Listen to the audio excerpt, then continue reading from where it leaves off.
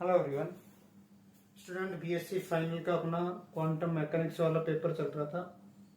उसके अंदर आज जो अपना नेक्स्ट टॉपिक है वो है हाइजेनबर्ग अनसर्टेनिटी प्रिंसिपल, हाइजेनबर्ग का अनिश्चितता सिद्धांत।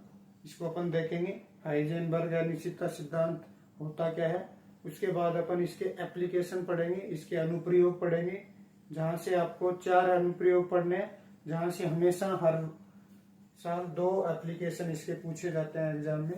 तो आज का जो अपना टॉपिक है वो है हाइजेनबर्ग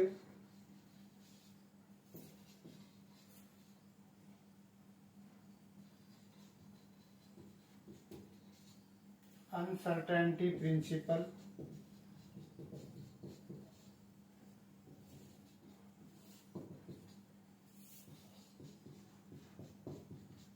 हाइजेनबर्ग का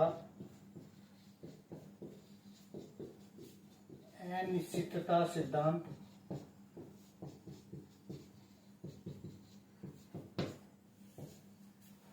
यदि अपन हाइजेनबर्ग अनिश्चितता सिद्धांत को देखें तो इसके अकॉर्डिंग क्या होता है कि किसी भी समय पर किसी कण की स्थिति और संवेग को एक साथ एक दिशा में पूर्ण रूप से यथार्थता पूर्वक निर्धारण नहीं किया जा सकता।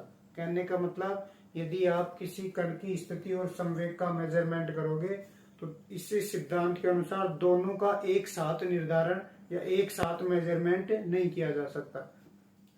यदि आप स्थिति को एक्यूरेटली मेजर कर लेते हो तो मोमेंटम मतलब संवेग में अनिश्चितता आ जाती है, और यदि संवेग को आप एक्यूरेटली मेजर कर लेते हो तो स्थिति में अनिश्चितता आ जाती है।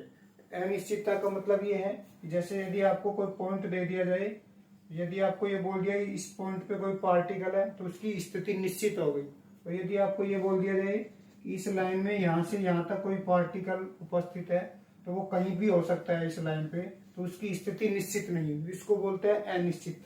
तो यहाँ से यदि अपन ये बोले कि किसी पार्टिकल की स्थिति और संवेग को एक साथ एक समय में ज्ञात नहीं कर सकते, तो अपन इसको लिखते हैं, इसके अनुसार या इस सिद्धांत के अनुसार किसी एक समय पर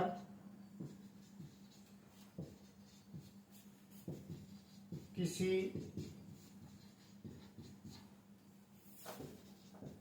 कण की स्थिति तथा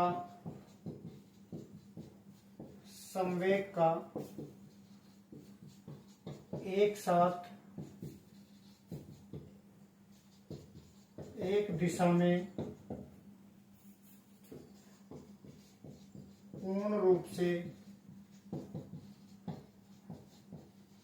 यथार्थता पूर्वक निर्धारण नहीं किया जा सकता।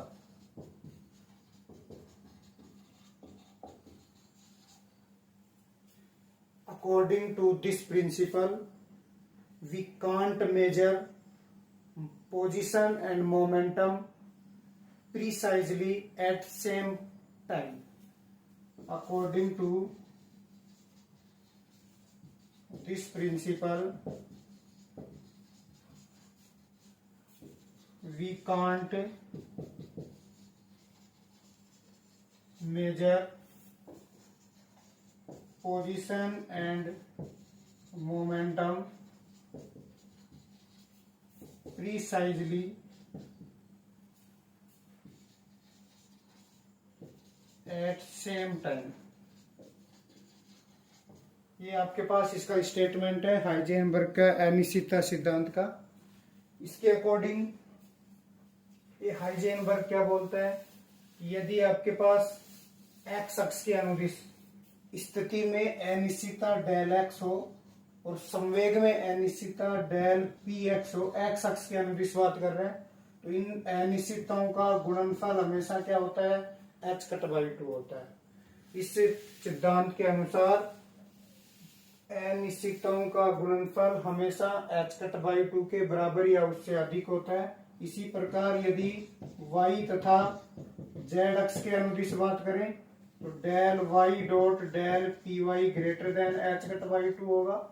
और जेड अक्ष की बात करें तो del P Z greater than क्या होगा, एच कट बाई टू। एक तो इसका संवेग और स्थिति में अनिश्चितताओं का गुणनफल एच कट बाई टू के बराबर या उससे अधिक होता है। इसके अलावा यदि कण की ऊर्जा में अनिश्चितता डेल ई हो तथा समय में अनिश्चितता डेल टी हो, तो दोनों का गुणनफल हमेशा क्या होता है, एच कट बाई टू के बराबर या उससे अधिक होता है।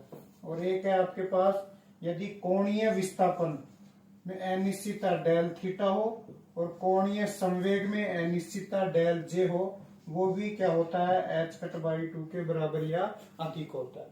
इसका मतलब अब दिमाग में ये आ रहा होगा कि यही राशियां क्यों ले रहे हैं, रेखीय स्थिति, रेखीय विस्थापन और रेखीय संवेग, कोणीय विस्थापन, कोणीय संवेग, ऊर्जा और समय, इन्हीं तीन पेयर को क्यों लिया है। और भी बहुत सारी क्वांटिटी होती है। तो इसका रीजन ये है, ये जो अनिश्चितता सिद्धांत है वो हमेशा विहित संयुग्मी राशियों के लिए ही लागू होता है, विहित संयुग्मी राशियों के लिए ही लागू होता है। Canonical conjugate quantity. विहित संयुग्मी राशियां होती क्या हैं, ऐसी दो भौतिक राशियां जिनकी अनिश्चितताओं का गुणनफल हमेशा एच कट बाई टू के बराबर या उससे अधिक होता है, उनको अपन बोलते हैं विहित संयुग्मी राशियां। तो विहित संयुग्मी राशियों के एग्जाम्पल अपने पास क्या क्या हो जाएंगे। पहला एग्जाम्पल तो हो गया रेखीय विस्थापन और रेखीय संवेग, ये। दूसरा है ऊर्जा और समय, दूसरा एग्जाम्पल। और तीसरा है कोणीय विस्थापन और कोणीय संवेग। ये क्या हो गया, विहित संयुग्मी राशियां। इसकी दूसरी डेफिनेशन ये भी बोल सकते हैं कि ऐसी दो भौतिक राशियां जो अनसर्टेनिटी प्रिंसिपल को फॉलो करती है, अनिश्चितता सिद्धांत लागू होता है, जिन भौतिक राशियों के लिए अनिश्चितता सिद्धांत लागू होता है उनको ही क्या बोलते हैं, विहित संयुग्मी राशियां बोलते हैं। ये था आपके पास अनिश्चितता सिद्धांत किसको बोलते हैं, कौन सी राशियों के लिए ये लागू होता है। अब नेक्स्ट अपन पढ़ते हैं इस अनसर्टेनिटी प्रिंसिपल के एप्लीकेशन, जो आपको एग्जाम में पूछे जाते हैं। अपन नेक्स्ट जो टॉपिक है वो है applications of uncertainty principle.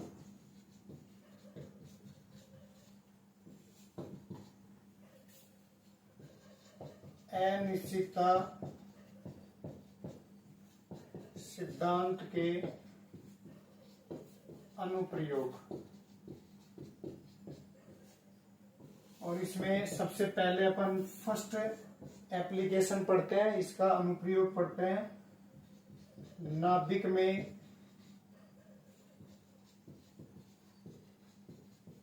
Electron का अनास्तित्व, non existence of electrons in nucleus. पहला एप्लीकेशन है अपने पास कि इलेक्ट्रॉन जो है वो नाभिक में नहीं पाया जाता। इसको अपन किसकी सहायता से प्रूव करेंगे, अनसर्टेनिटी प्रिंसिपल की सहायता से। तो यहां से क्योंकि अपने को पता है नाभिक के अंदर प्रोटॉन न्यूट्रॉन पाए जाते हैं, इलेक्ट्रॉन उसके बाहर चक्कर लगाते हैं, तो अपने को यही प्रूव करना है कि जो इलेक्ट्रॉन है वो नाभिक के अंदर उपस्थित नहीं होते। इसको अपन अनसर्टेनिटी प्रिंसिपल के द्वारा प्रूफ करेंगे। इसको अपन प्रूफ करते हैं। प्रूफ करने के लिए आपको पता है जो नाभिक का आकार होता है वो 10 की घात -15 मीटर कोटि का होता है, एक फर्मी के आकार का होता है। और परमाणु का आकार 10 की घात -10 मीटर का, और नाभिक का कितना होता है 10 की घात -15 मीटर का होता है। क्योंकि मान लो ये आपके पास नाभिक है, अपन क्या मान के चलते हैं स्टार्टिंग में कि मान लो इलेक्ट्रॉन नाभिक में उपस्थित है। क्या मान के चल रहे हैं कि इलेक्ट्रॉन नाभिक में उपस्थित है। तो ये नाभिक है, इस नाभिक की जो आकार दे रखा है 10 की घात -15 मीटर, मतलब इसकी त्रिज्या कितनी होगी एग्जैक्टली ये होती है 5 इंटू 10⁻⁻15। तो ये आपके पास इसकी त्रिज्या होगी वो कितनी होगी 5 इंटू 10⁻⁻15। और अपन मान रहे हैं कि इलेक्ट्रॉन इसके अंदर उपस्थित है, इस नाभिक के अंदर। तो इलेक्ट्रॉन इस नाभिक के अंदर कहीं ना कहीं तो उपस्थित होगा। इलेक्ट्रॉन यदि इसके अंदर मान रहे हैं तो कहीं ना कहीं उपस्थित होगा। इसका मतलब इसकी स्थिति जो है, इलेक्ट्रॉन की स्थिति किसके बराबर होगी, इसकी त्रिज्या के बराबर तो होनी चाहिए, क्योंकि वो इलेक्ट्रॉन कहीं भी उपस्थित हो सकता है इसके अंदर। तो अपन यदि यहां से लिखें कि इलेक्ट्रॉन की स्थिति में जो अनिश्चितता है, यहां से अपन क्या लिख सकते हैं, क्योंकि नाभिक का आकार, ऐसे लिख लेना, परमाणु में नाभिक का आकार 5 गुणा 10 की घात -15 मीटर कोटि का होता है यदि इलेक्ट्रॉन का अस्तित्व नाभिक में माना जाए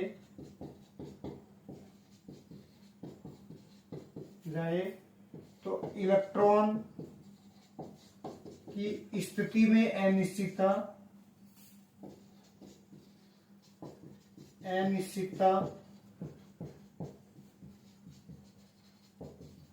उसकी त्रिज्या के बराबर होगी। इसको दोबारा समझ लो, अपन क्या बोल रहे हैं, एक नाभिक है जिसका आकार कितना दे रखा है 10 की घात -15 मीटर दे रखा है, और अपन क्या मान के चल रहे हैं कि इलेक्ट्रॉन नाभिक में पाया जाता है। तो नाभिक में पाया जाएगा, इसके अंदर कहीं भी पाया जा सकता है। तो इसकी अनिश्चितता क्या होगी, अनिश्चितता का मतलब ये यहां से सेंटर से लेके इसकी त्रिज्या तक कहीं भी उपस्थित हो सकता है, कहीं भी उपस्थित होगा। इसका मतलब इसकी अनिश्चितता है वो कितनी दूरी तक फैली हुई है 5 गुणा 10 की घात -15 मीटर। तो इसकी जो स्थिति में अनिश्चितता हो गई उसकी त्रिज्या के क्या होनी चाहिए, कम से कम उसकी त्रिज्या के क्या होनी चाहिए बराबर। तो अपन यहां से लिख सकते हैं इलेक्ट्रॉन की स्थिति में अनिश्चितता उसकी कम से कम, ऐसे लिखना, कम से कम उसकी त्रिज्या के बराबर होगी। इसका मतलब स्थिति में अनिश्चितता डेल एक्स किसके बराबर है आर, और आर कितना दे रखा है 5 इंटू 10⁻⁻15 मीटर दे रखा है। स्थिति में अनिश्चितता यदि इलेक्ट्रॉन को नाभिक में उपस्थित माना जाए तो कितनी आएगी, ये आ जाएगी। क्योंकि अपन अनसर्टेनिटी प्रिंसिपल का अनुप्रयोग पढ़ रहे हैं, मतलब किसको यूज लेना है आपको ये प्रूफ करने के लिए, अनिश्चितता सिद्धांत को। यहां से अपन ये लिख सकते हैं फ्रॉम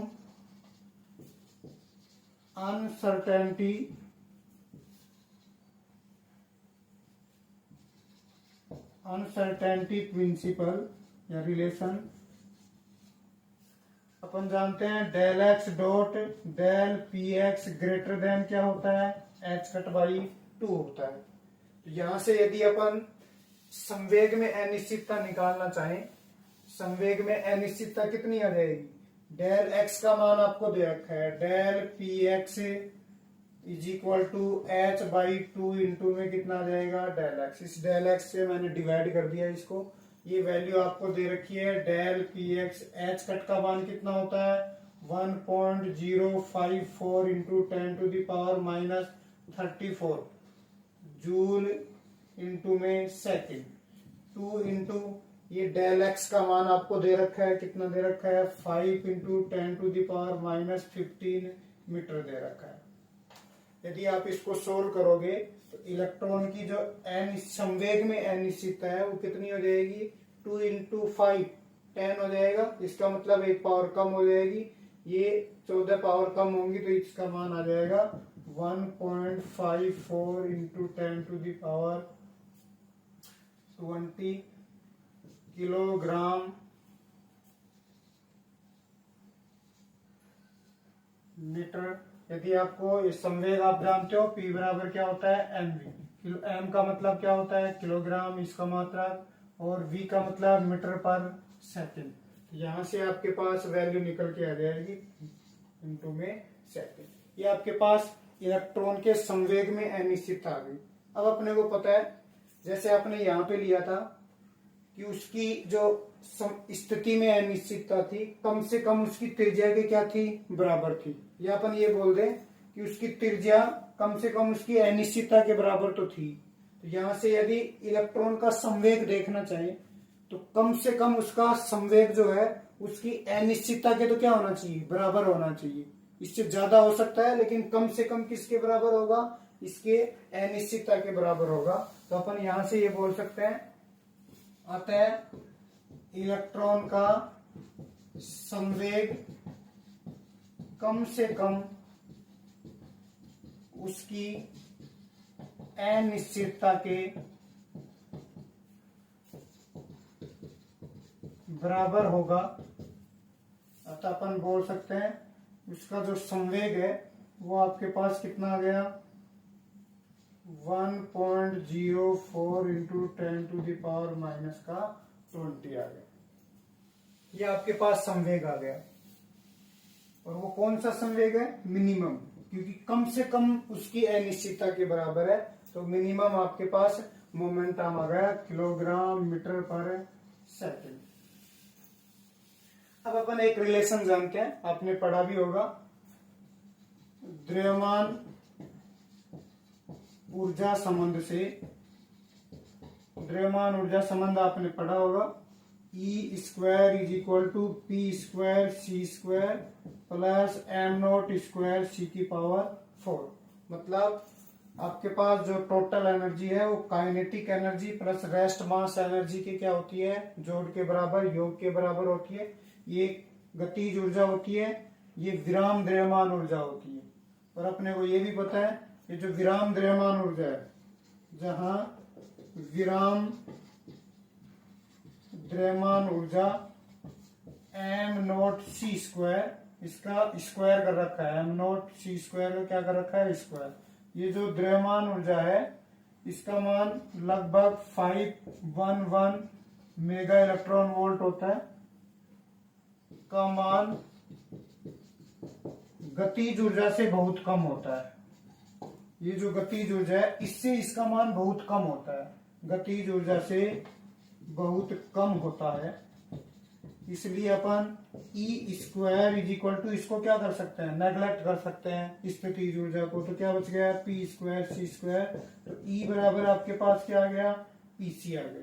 तो यदि अपन संवेग आपके पास मिनिमम दे रखा है, क्योंकि C तो कांस्टेंट होता है, तो ये मिनिमम है तो एनर्जी भी क्या हो जाएगी, minimum. E minimum is equal to क्या आ गया, P मिनिमम इंटू में C आ गया। तो यदि अपन इलेक्ट्रॉन की मिनिमम एनर्जी निकालना चाहें, जो मिनिमम एनर्जी कितनी आ जाएगी, मिनिमम एनर्जी आ गई, इसका मान दे रखा है 1.054 इंटू 10⁻⁻20 और C का मान आप लोग जानते हो 3 × 10⁸ ये आपके पास जूल में एनर्जी आएगी। यदि इसको मेगा इलेक्ट्रॉन वोल्ट में बदलें, इसको मेगा इलेक्ट्रॉन वोल्ट में बदलें 3 × 10⁸, तो मेगा इलेक्ट्रॉन वोल्ट में बदलें तो ऊपर नीचे मेगा इलेक्ट्रॉन वोल्ट से गुणा कर दें। ऊपर वाली वैल्यू ऐसे कैसे रख लो, नीचे वाली मेगा इलेक्ट्रॉन वोल्ट ऊपर नीचे गुणा करोगे, नीचे वाली की वैल्यू रख देते हैं। m का मतलब कितना होता है, 10⁶। E का मतलब कितना होता है, 10⁻⁻19। यदि इसको सोल्व करते हैं अपन तो ये वैल्यू आती है 20 मेगा इलेक्ट्रॉन वोल्ट। इसका मतलब क्या हुआ, अपन ने इलेक्ट्रॉन को नाभिक के अंदर मान के चले थे, और यदि इलेक्ट्रॉन नाभिक के अंदर माना है अपन ने, उसके अंदर उपस्थित है, तो इलेक्ट्रॉन की जो मिनिमम एनर्जी होनी चाहिए वो कितनी होनी चाहिए, 20 मेगा इलेक्ट्रॉन वोल्ट। अपन इलेक्ट्रॉन को अंदर मान के चले थे तो उसकी एनर्जी कितनी आ रही है, मिनिमम 20 मेगा इलेक्ट्रॉन वोल्ट। लेकिन जब अपन बीटा डीके एक्सपेरिमेंट पढ़ते हैं, बीटा डीके एक्सपेरिमेंट पढ़ते हैं, बीटा 6 प्रयोग, जो अस्थायी नाभिक होते हैं, अस्थायी नाभिक के लिए बीटा 6 एक्सपेरिमेंट पढ़ते हैं। तो वहां से जब इलेक्ट्रॉन निकलते हैं किसी नाभिक से, तो उन इलेक्ट्रॉन की एनर्जी 3 से 4 मेगा इलेक्ट्रॉन वोल्ट प्राप्त होती है। बीटा 6 एक्सपेरिमेंट से अस्थायी नाभिक से निकलने वाले इलेक्ट्रॉन की जो एनर्जी है वो कितनी मिलती है, 3 से 4 मेगा इलेक्ट्रॉन। इसका मतलब इलेक्ट्रॉन की एनर्जी कितनी होती है, 3 से 4 मेगा इलेक्ट्रॉन। और यदि इलेक्ट्रॉन नाभिक के अंदर पाया जाए तो उसके लिए एनर्जी कितनी चाहिए, 20 मेगा इलेक्ट्रॉन। इलेक्ट्रॉन के पास होती है 3 से 4 मेगा इलेक्ट्रॉन और नाभिक के अंदर रहने के लिए कितनी चाहिए, 20। इसका मतलब अपन बोल सकते हैं कि इलेक्ट्रॉन नाभिक में उपस्थित नहीं हो सकता, क्योंकि उसको नाभिक में उपस्थित होने के लिए 20 मेगा इलेक्ट्रॉन ऊर्जा चाहिए और उसकी होती कितनी है, 3 से 4 मेगा इलेक्ट्रॉन वोल्ट। तो अपन यहां से ये बोल सकते हैं, ये आपको थ्योरी में लिखना है कि बीटा 6 एक्सपेरिमेंट, बीटा 6 प्रयोग के अनुसार अस्थायी नाभिक से उत्सर्जित इलेक्ट्रॉन की ऊर्जा 3 से 4 मेगा इलेक्ट्रॉन वोल्ट होती है, लेकिन नाभिक में उपस्थित रहने के लिए इलेक्ट्रॉन को 20 मेगा इलेक्ट्रॉन वोल्ट चाहिए। अतः अपन बोल सकते हैं कि इलेक्ट्रॉन नाभिक में उपस्थित नहीं होता। तो ये था आपके पास इलेक्ट्रॉन का अनअस्तित्व है। इसके अंदर क्या किया अपन ने, पहले अपन ये मान के चले थे कि इलेक्ट्रॉन नाभिक में पाया जाता है, तो इलेक्ट्रॉन नाभिक में पाया जाएगा, इलेक्ट्रॉन कहीं ना कहीं उस नाभिक में उपस्थित होगा, उसका मतलब उसकी स्थिति जो है उसकी त्रिज्या के क्या आ गई, बराबर। फिर अनिश्चितता सिद्धांत लगाया, वहां से अपन ने संवेग में अनिश्चितता निकाली। संवेग में अनिश्चितता कम से कम उसके संवेग के बराबर तो होगी, मिनिमम संवेग के बराबर तो होनी चाहिए, तो मिनिमम संवेग अपन ने निकाल लिया। इसके बाद ऊर्जा द्रव्यमान संबंध लगा के अपन ने ई मिनिमम निकाला। ई मिनिमम 20 मेगा इलेक्ट्रॉन आती है, जो कि बीटा 6 एक्सपेरिमेंट ये बोलता है कि इलेक्ट्रॉन के पास तो केवल 3 से 4 मेगा ऊर्जा होती है। इसका मतलब इलेक्ट्रॉन नाभिक में उपस्थित नहीं होता। नेक्स्ट एप्लीकेशन अपन नेक्स्ट वीडियो के अंदर देखेंगे।